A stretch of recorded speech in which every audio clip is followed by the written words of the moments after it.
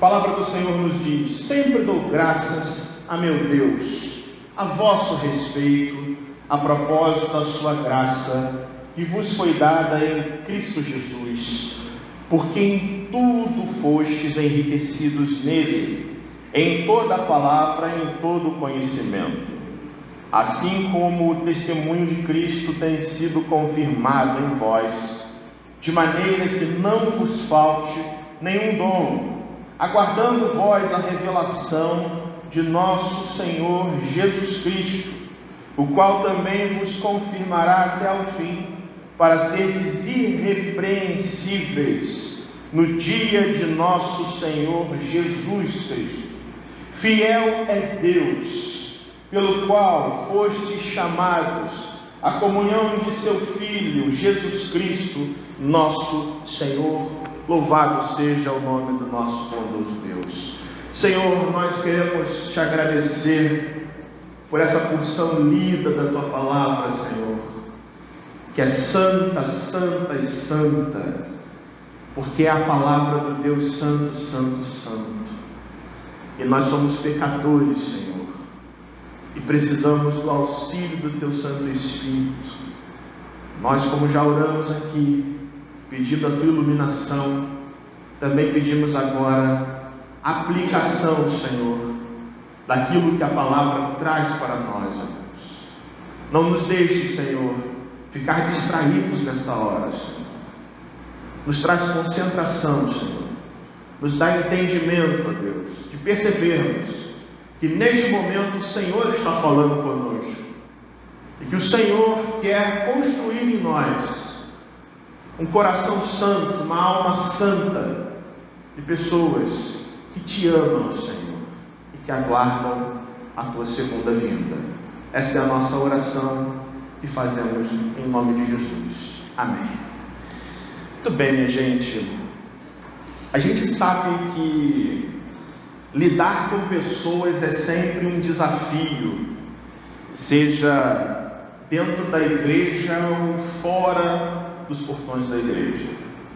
A gente sabe que até mesmo nos nossos ambientes profissionais, no nosso trabalho, ou dentro da nossa família, ou no nosso círculo mais íntimo de amigos, muitas das vezes as desavenças acontecem, as brigas se impõem, os comportamentos e a nossa própria personalidade traz de alguma forma descontentamento para as pessoas, e as pessoas muitas vezes também nos desapontam.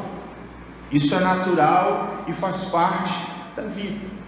Nem sempre as nossas mais legítimas e mais sinceras expectativas que temos com os outros são necessariamente alcançadas, ao ponto de nós até mesmo depositarmos fé no outro, depositarmos confiança em filhos, depositarmos uma sólida esperança no nosso casamento, ou até mesmo passarmos por momentos em que planejamos muitas e muitas situações, muitas e muitas coisas, que simplesmente não acontece como nós gostaríamos que fosse. A gente sabe que isso faz parte da vida e que somos também desafiados pela fé a termos a graça de Deus, que nos dá sustento, que nos dá paciência, que nos dá tranquilidade, coração quente e cabeça fria, para tratarmos de situações que implicam desafios com pessoas com quem nós vivemos.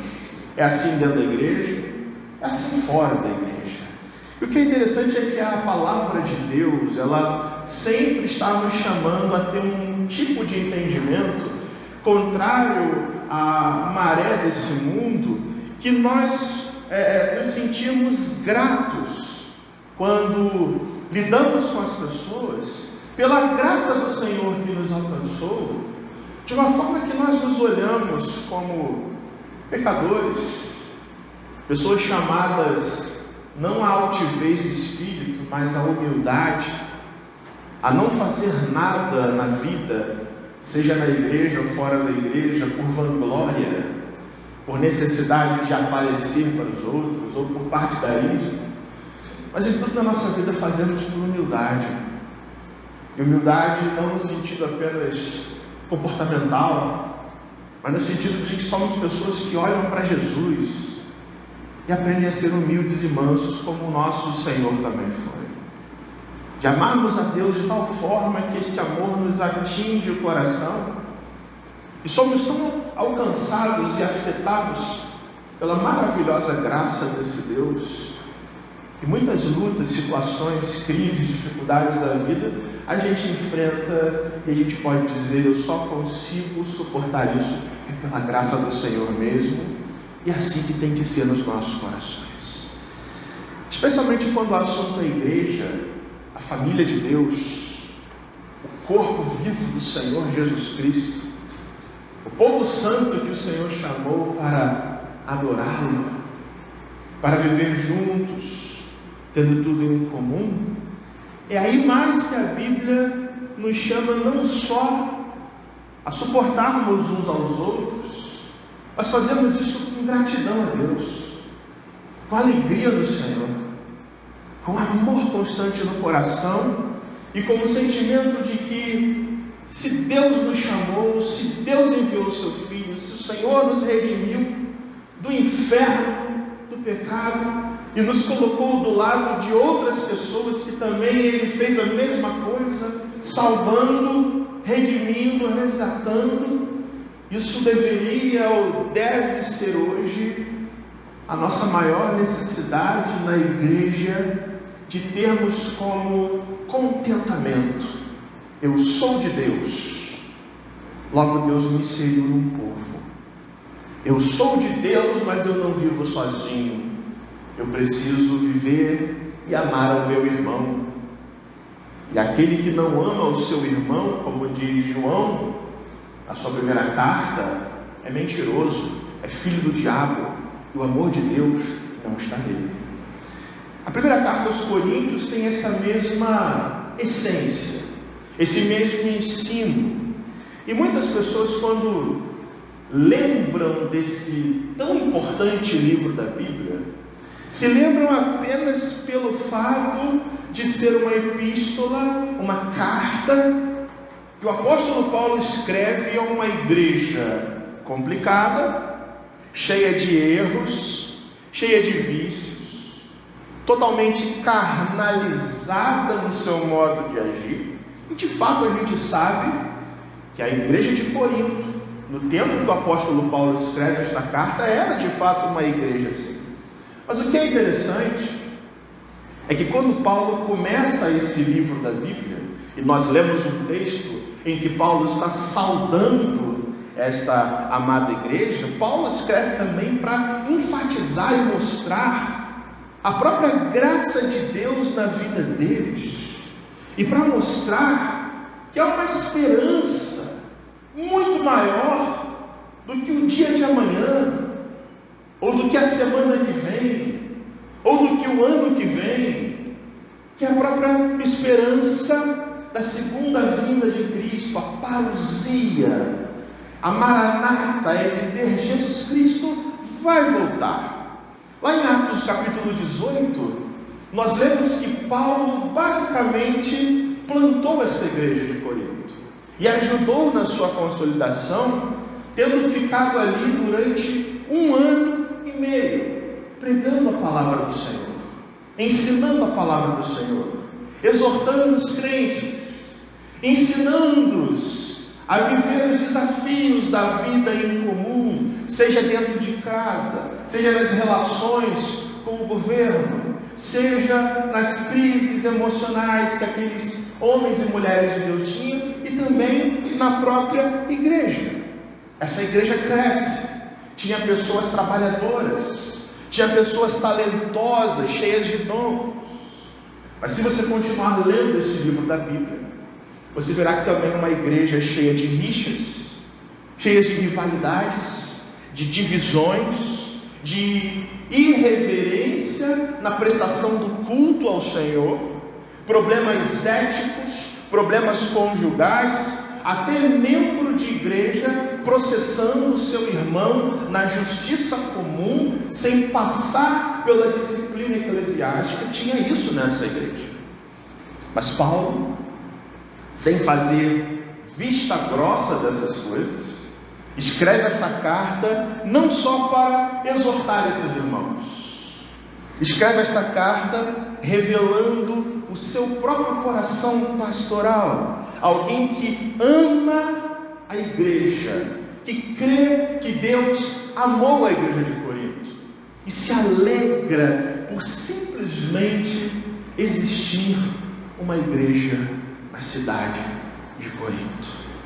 Por isso que você vem comigo no texto, olhando para a sua Bíblia, e Paulo diz no verso 4: meus irmãos, eu sempre dou graças ao meu Deus a vosso respeito, a propósito da sua graça que vos foi dada em Cristo Jesus.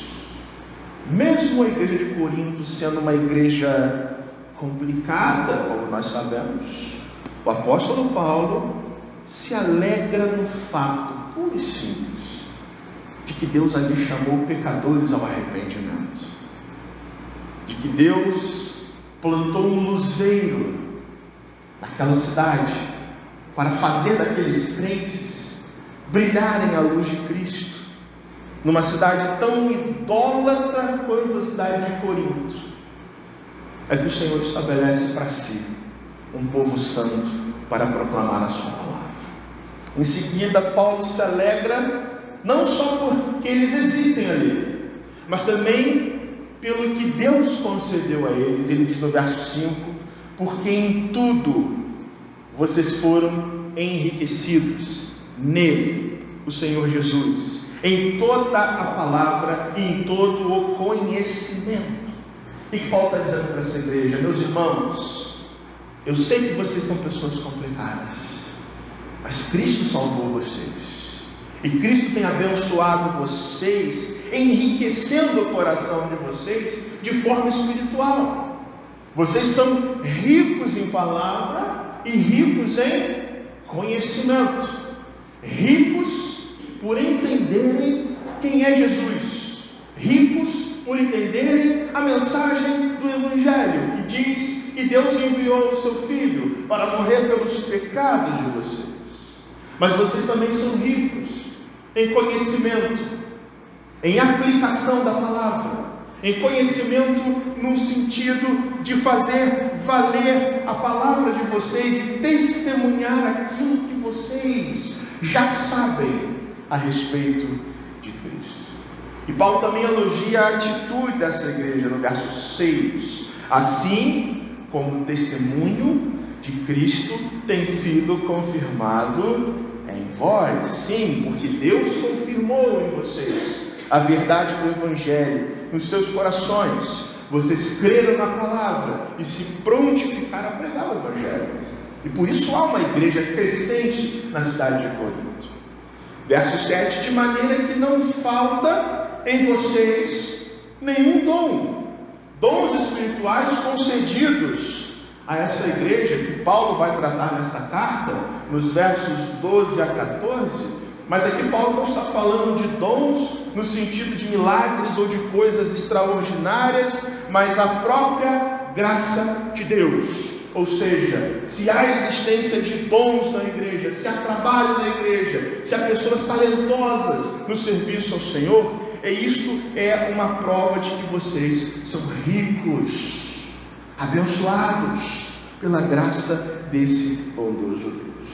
E no verso 7, irmãos, Paulo chega ao ápice desse texto, a mensagem central que ele aponta para mim e para você nessa manhã, quando ele diz: aguardando vocês, aguardando vós a revelação de nosso Senhor Jesus Cristo.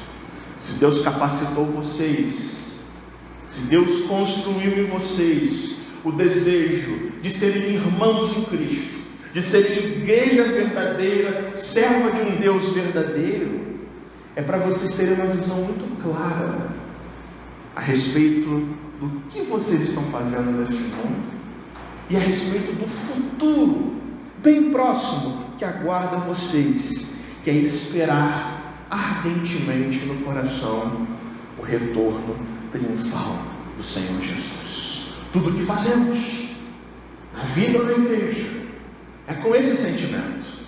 Pelo menos é isso que o Senhor quer da gente, aguardando nós a revelação de nosso Senhor e Salvador, o Senhor Jesus Cristo. O que é interessante, irmãos, é que quando Paulo fala aguardando, sabe, não é aguardar como você vai à padaria comprar um pão e fica ali aguardando a fila andar. Não é com essa intensidade, não. Aguardando, que Paulo diz aqui, meus irmãos, lá na palavra grega, significa uma espera ardente, pacientemente. A gente se perguntar: quando é que Jesus vai voltar? Não porque a gente quer parar de sofrer, não porque a gente quer logo que o Senhor ponha termo na nossa vida, mas pelo desejo de se encontrar com Jesus na sua glória. Talvez o salmista possa expressar isso para nós, dizendo: Senhor, como a corça suspira na corrente das águas, assim a minha alma suspira pelo Senhor. A minha alma tem sede de Deus. Quando irei e me verei face a face com o meu Senhor? Aguardar ansiosamente a segunda vinda de Cristo é como quando você sai depressa de casa, pega o seu carro, tem que chegar o mais rápido possível no seu compromisso, e você pega só sinal fechado. Você já passou por isso? Só sinais fechados, e você fica com aquela angústia. É esse tipo de espera para que aconteça, que Deus está dizendo para mim e para você, meus irmãos, que isso deveria ferver no nosso coração. E Paulo tem que falar isso para essa igreja, meus irmãos, porque embora eles fossem uma igreja do Senhor, houvesse pessoas trabalhadoras, muitas pessoas ali em Corinto estavam se esquecendo dessa esperança, ouvindo falsos profetas se levantarem e dizendo que ressurreição não existe, de que Jesus Cristo não ressuscitou. Ao que Paulo precisa dizer: se Cristo não ressuscitou, a nossa pregação é vã.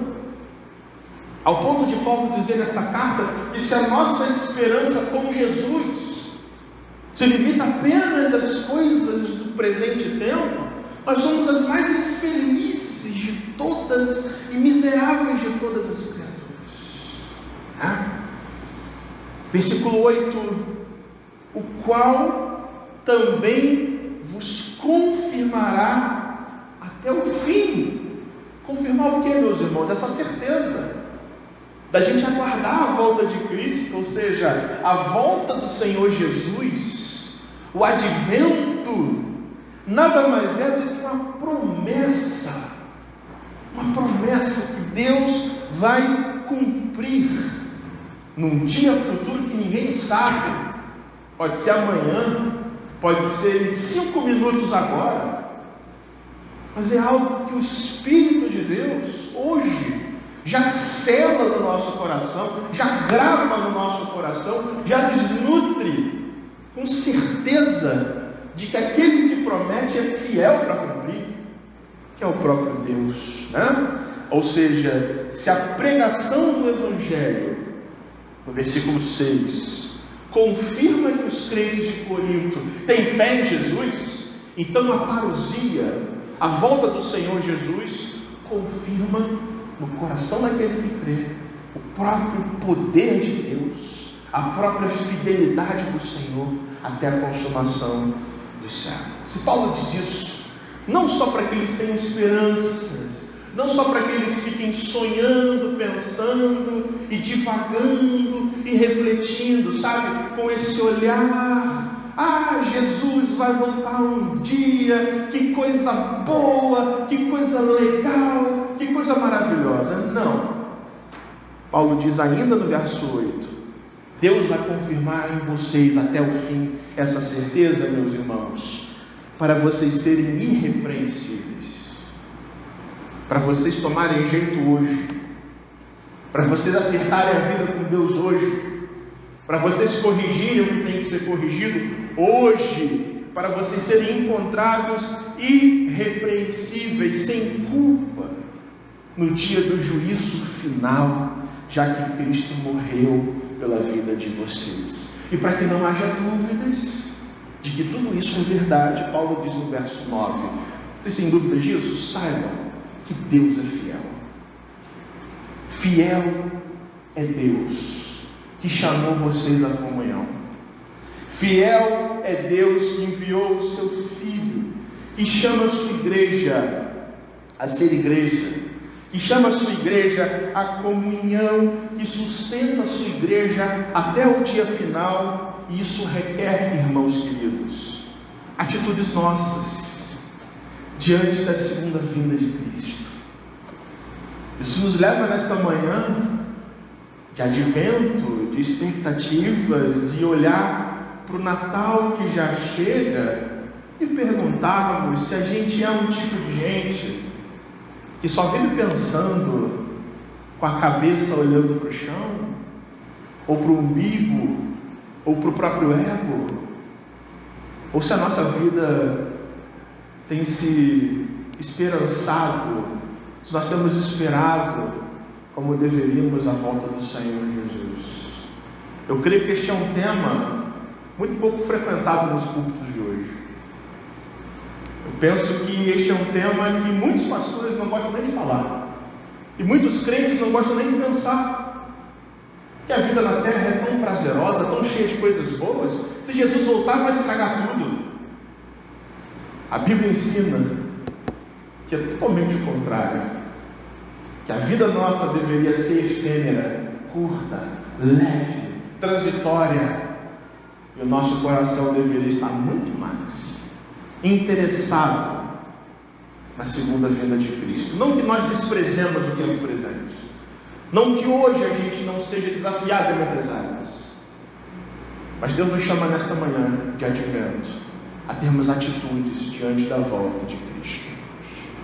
Paulo nos fala de uma primeira atitude, que todo crente, toda igreja, todo aquele que espera no Senhor precisa aprender a ter no seu coração, que é dar testemunho, integral da graça de Deus. Repita isso comigo: testemunho integral da graça de Deus. É isso que Deus chamou você a fazer, essa atitude que Deus quer de você. Paulo fala a uma igreja problemática, não muito diferente de eu e você, não mais pecadores do que nós, gente simples como eu e você, gente que tinha crises na sua vida, igrejas complicadas como muitas igrejas há em nossa nação, mas que apesar das suas limitações, conheciam o Evangelho, testemunhavam a graça de Deus. E no verso 6 Paulo diz: o testemunho de Cristo é confirmado em vocês. Gente limitada como eu e você, que tinha a capacidade de dar testemunho, que tinha muitos erros e problemas a serem corrigidos, mas chamados a serem igreja, davam com a sua vida limitada testemunho da parte de Deus. O mesmo pode ser dito, meu irmão, da sua vida? O mesmo pode ser dito da nossa igreja? Será que poderíamos ler o versículo 6 e pensarmos que estamos muito bem neste negócio de dar testemunho, ou muito mal quando o assunto é testemunhar a graça de Deus? Nós estamos dispostos a testemunhar a nossa fé, queridos irmãos, com as nossas atitudes, e não só com as nossas palavras. Pregar a palavra, irmãos, é a missão de Deus. Pregar a palavra é a necessidade dos nossos dias. Mas Paulo está falando de testemunhar. E a gente sabe, quando lemos a palavra testemunhar no Novo Testamento, testemunhar significa falar de Cristo com a sua vida, com as suas atitudes, estar disposto a morrer por isso, se for preciso. A palavra martírio, de onde vem a palavra mártir, de onde vem a palavra aquele que é testemunha de Cristo Jesus, disposto a negar-se a si mesmo e até mesmo morrer por causa do Evangelho. Nós temos comprometimento de vida com isso. Quando nós olhamos o fato de que Jesus vai voltar, a gente devia largar um monte de coisas, irmãos, que só nos distraem. Pensamentos errados, condutas erradas, e focarmos muito mais nesse testemunho integral da graça de Deus. Uma segunda atitude que Paulo aponta aqui é nós termos uma expectativa, uma ardente expectativa para encontrar a Cristo. Vamos repetir? Ardente expectativa para encontrar a Cristo. Você tem isso no seu coração? Seu coração arde pela volta do Senhor Jesus? Ou você só pensa em Jesus como alguém que morreu, que ressuscitou, fez coisas boas, que nos abençoa, mas se esquecendo que Ele vai voltar? Você é uma pessoa que crê no Evangelho de forma completa? Cristo morreu por mim, fez muita coisa por mim no passado, deu sua vida numa cruz, mas isso também muda o meu presente, isso aponta para uma esperança futura. Cristo não só vai voltar, como Ele já está voltando. Os sinais são claros da sua segunda vinda, e só confirmam a palavra de Deus. Nós estamos nos preparando e tendo não só um sonho com a volta de Cristo, mas também uma atitude real no nosso coração, meus irmãos. Paulo nos fala aqui de uma revelação que deve ser esperada por nós de forma ardente e de forma até, num bom sentido, ansiosa, de aguardarmos a vinda do nosso Salvador, né? Lá em Romanos 8:23, Paulo diz que aqueles que esperam no Senhor, a sua segunda vinda é uma prova de que nós somos filhos de Deus. Paulo diz em Romanos 8 que a criação como um todo geme e suporta angústias e aguarda ansiosamente a volta do Senhor Jesus, porque para a criação há uma promessa de uma redenção completa de todas as coisas que foram criadas. E Paulo diz lá em Romanos que nós que somos filhos de Deus também aguardamos, de forma que os sofrimentos do tempo presente não podem ser comparados com a glória a ser revelada diante de nós quando o Senhor Jesus voltar.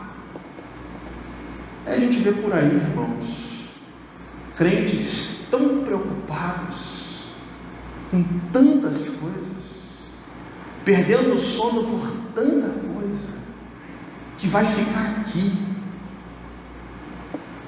Deixa eu dizer uma coisa para você, meu irmão: a sua conta bancária vai ficar aqui. A sua vida profissional, tudo que você construiu aqui no mundo, você não vai levar para o céu, não. Paulo está nos ensinando, queridos irmãos, que quando Jesus nos chama à salvação, nos traz para nós a certeza de que Ele deu por nós a sua vida, será que a gente deveria ter muito mais esperança, não é com as coisas que vão acontecer no futuro, para a qual o Senhor está nos preparando? Paulo também diz que aguardar ansiosamente o dia de Cristo não é só uma marca de que nós somos filhos de Deus, mas é também uma marca de que nós somos cidadãos dos céus. Como a gente leu nesse culto em Filipenses, muitas pessoas têm no próprio ventre o seu Deus, mas nós somos povo santo, nós que temos a Cristo no coração. Paulo diz: a nossa cidadania está nos céus, diante do que nós aguardamos de lá a volta do Senhor Jesus Cristo. Você tem vivido assim na sua vida hoje? Pergunta-se para o seu coração: o que mais tem tirado o seu sono? O que mais tem ocupado os seus pensamentos? Qual o motivo pelo qual você mais chora na sua vida? Tem a ver com Deus ou tem a ver só com você? O que mais te deixa aflito ou angustiado é com o saldo do banco? Ou é com os seus pecados que você precisa tratar deles hoje para ser encontrado santo e irrepreensível no dia do nosso Senhor e Salvador Jesus Cristo? Deus quer em nós, irmãos, preencher o nosso coração com essa expectativa ardente de que Cristo vai voltar. E uma terceira marca que encontramos nesse texto, uma terceira atitude de quem aguarda a vinda de Cristo, é uma comunhão santa com o Espírito de Deus. Vamos acordar e repetir: comunhão santa com o Espírito de Deus. Você tem comunhão santa com o Espírito de Deus? Você entende a obra do Espírito Santo no seu coração? Paulo nos fala no verso 8 de nós sermos irrepreensíveis. Preste bem atenção nisso. Na volta de Cristo, o que só vai se dar, queridos irmãos, se desejarmos ter comunhão. E comunhão, irmãos, não é somente vir à igreja, embora isso seja muito importante. Comunhão não é só ter uma vida religiosa, embora nós sejamos pessoas da religião cristã. Mas Paulo fala aqui de uma comunhão que significa união com Cristo e participação nos sofrimentos de Cristo. Comunhão significa você dar a mão para Jesus quando Ele te chama e você dizer: Senhor, eu sou teu, faz comigo o que o Senhor quiser. Mas você também ser uma pessoa, meu irmão, disposta a participar das renúncias que o Evangelho gentilmente apresenta ao seu coração. É nós pertencermos ao corpo de Cristo, nós participarmos dos seus sofrimentos e participarmos, por consequência, da própria glória de Cristo quando Ele voltar. E quem promove isso no nosso coração? Quem é aquele que santifica você? Quem é aquele que nos purifica? Não é outro senão o Espírito Santo de Deus, que é mediador da presença do Senhor Jesus nos nossos corações. Se nós somos crentes, que creem que Jesus Cristo vai voltar, e isso para a gente não é só teoria, a gente sabe que isso vai acontecer, porque o Espírito Santo confirma isso no nosso coração. Nós somos chamados tanto a termos certeza de salvação, a descansarmos nas santas e ricas promessas do nosso Deus, irmãos, mas também a gente desejar ter vida limpa, a gente desejar ter vida santa e queimada pelo fogo purificador do Santo Espírito de Deus. Jesus veio ao mundo, nos redimiu, e a sua esperança deve gerar em nós compromisso com Deus. Você tem esse compromisso com o Senhor? Você tem compromisso em dizer: Senhor, a minha vida tem muitos erros que me distraem da maior de todas as esperanças, que é a sua segunda vinda.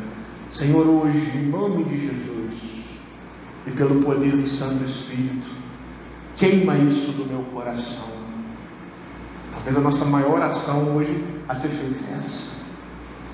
Senhor, eu me preocupo com tanta coisa ocupa a minha mente, tanta coisa é tão importante em tanto momento, em tanto lugar, ao ponto de quase se erguer um ídolo.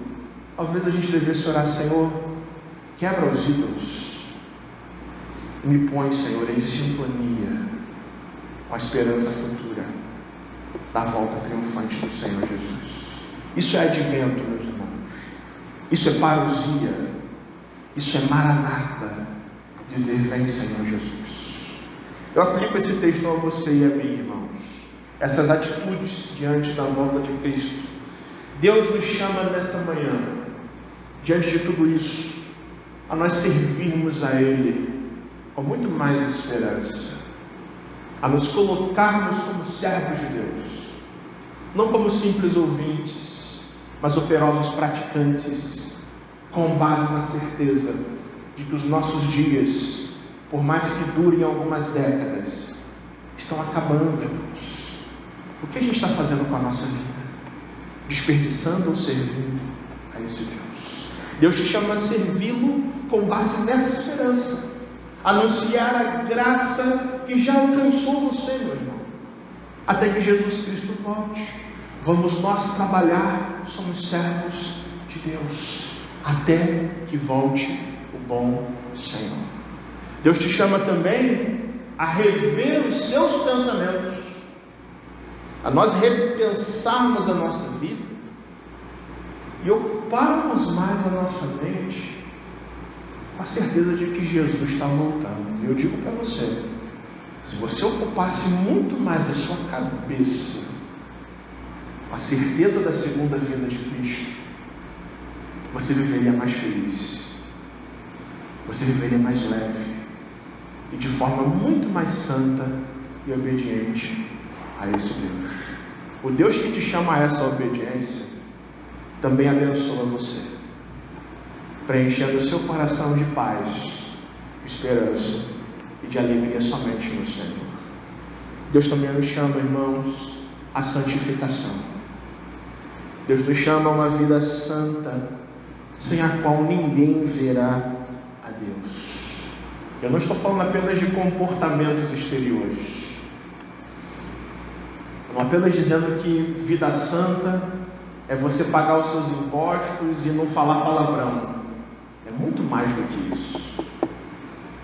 O que Paulo está nos ensinando e que o Espírito Santo fala no nosso coração aqui é que essa santidade que nos torna irrepreensíveis para a volta de Cristo implica em comunhão com Deus, participação nos sofrimentos de Cristo, termos compromisso com Deus, levarmos a vida com Deus mais a sério, não sermos tristes, não sermos pessoas que não desfrutam do que Deus faz hoje nas nossas vidas, mas é levarmos a nossa vida com Deus, a nossa espiritualidade com Deus, a nossa devoção ao Senhor com muito mais amor e com muito mais compromisso ao Senhor Jesus, que vai voltar, meus irmãos.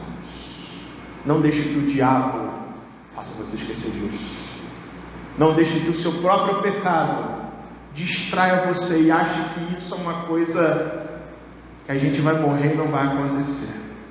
A Bíblia sempre, quando fala deste assunto, fala que a gente tem que ter essa esperança como se Jesus fosse voltar na nossa própria geração.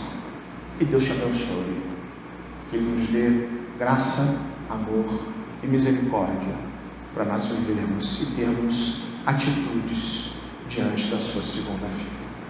Amém.